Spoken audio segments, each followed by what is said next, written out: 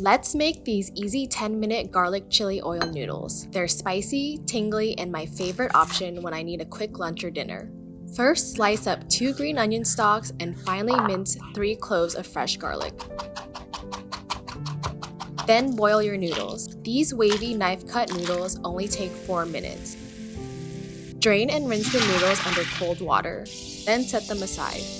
In a heat-proof bowl, add garlic, white parts of the green onion, Sichuan chili flakes, sugar, chicken bouillon powder, light soy sauce, dark soy sauce, and Chinese black vinegar. Then carefully pour in hot neutral cooking oil and mix to combine the sauce.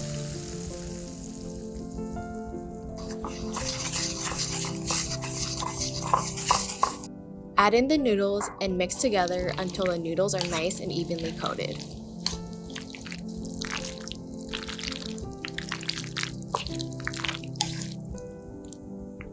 Garnish with toasted sesame seeds, cilantro, and the rest of the green onion to finish. Serve immediately and enjoy!